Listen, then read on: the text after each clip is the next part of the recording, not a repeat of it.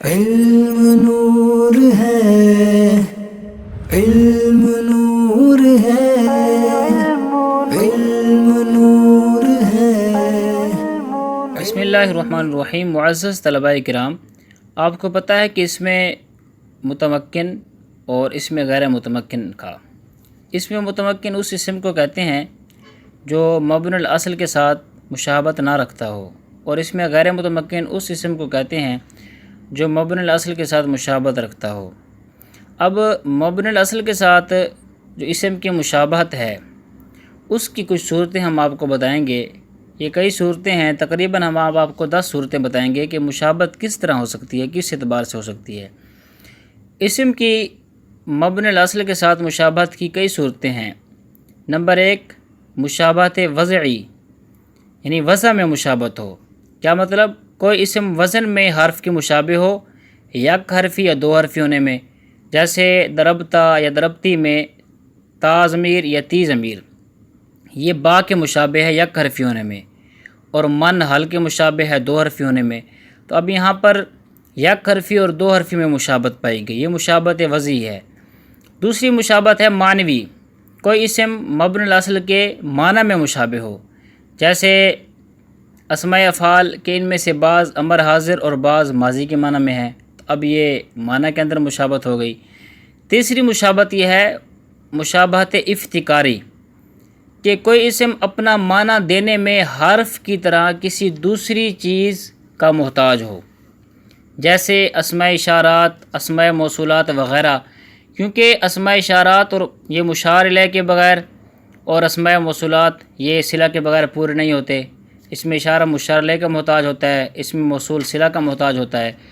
تو جس طرح حرف محتاج ہوتا ہے تو یہ بھی محتاج ہوتے ہیں، تو یہ محتاجی کی اندر جو مشابہت ہے اسے کہتے ہیں مشابہت افتقاری، یہ پائی گئی۔ اسی طرح چوتھی ہے مشابہت بنائی، کوئی اسم حرف کے معنی کو متضمن ہو، جیسے احد عشرہ میں عشرہ وہ کے معنی کو متضمن ہے، یہ جو مشابہت ہے مشابہت بنائی ہے۔ اور پانچویں قسم ہے مشابہت وقوعی، کوئی اسم مبنی الاصل کی جگہ واقع ہو، جیسے نزالی اور تراکی وغیرہ، کیونکہ نزالی انزل اور تراکی اترک کی جگہ واقع ہے، اور انزل اور اترک دونوں مبنی الاصل ہیں کیونکہ یہ امر ہیں، تو امر ہم نے کہا تھا امر حاضر معروف جو ہے وہ مبنی الاصل ہی ہے۔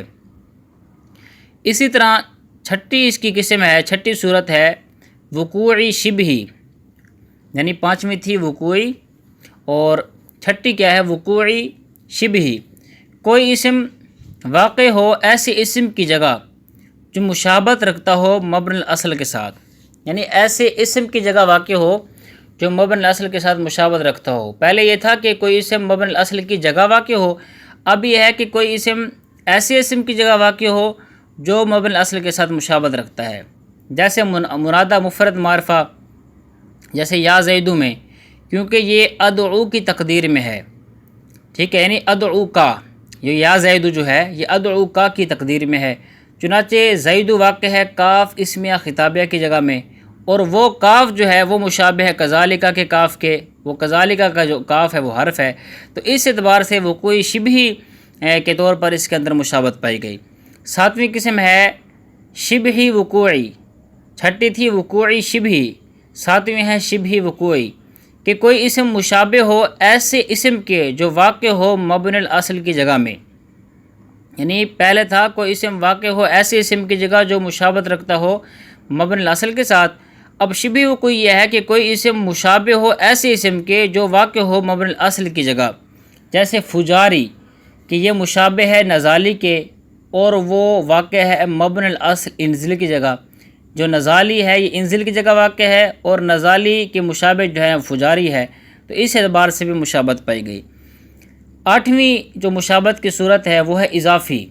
کوئی اسم مضاف ہو جملے کی طرف بالواسطہ یا بلا واسطہ، بالواسطہ جیسے یومئذ کہ اصل میں یومئذ کانا کذا تھا، یہاں یوم مضاف ہو رہا ہے جملے کی طرف اذ کے واسطے سے، اور بلا واسطہ کی مثال جیسے یوم ینفع الصادقین، یہاں یوم مضاف ہو رہا ہے جملے کی طرف بغیر کسی واسطے کے۔ تو آٹھویں قسم ہے مشابہت اضافی۔ نویں قسم ہے مشابہت اہمالی، کوئی اسم عامل یا معمول نہ بننے میں حرف کے مشابہ ہو، یعنی عامل بھی نہیں بن رہا، معمول بھی نہیں بن رہا، اس اعتبار سے حرف کے ساتھ مشابہت ہو گئی۔ جیسے اسماء صفات ہیں کہ حروف مقطعات کے مشابہ ہیں عامل یا معمول نہ بننے میں، یا عامل یا معمول نہیں بنتے۔ اسی طرح 10ویں مشابہت کی صورت یہ ہے مشابہت جمودی، کوئی اسم حرف کی مشابہ ہو تثنیہ یا جمع نہ ہونے میں، یعنی وہ تثنیہ حرف جس طرح تثنیہ اور جمع نہیں ہوتا، تو کوئی اسم ایسا ہے جو تثنیہ اور جمع نہیں ہے تو اس اعتبار سے وہ حرف کے مشابہ ہے، جیسے قطو اور اودو وغیرہ، ٹھیک ہے، یہ حرف کے مشابہ ہیں۔ تو اس اعتبار سے مبنی الاصل کے ساتھ جو اسم کی مشابہت ہے اس کی 10 صورتیں ہم نے اللہ کے فضل سے آپ کو بیان کی۔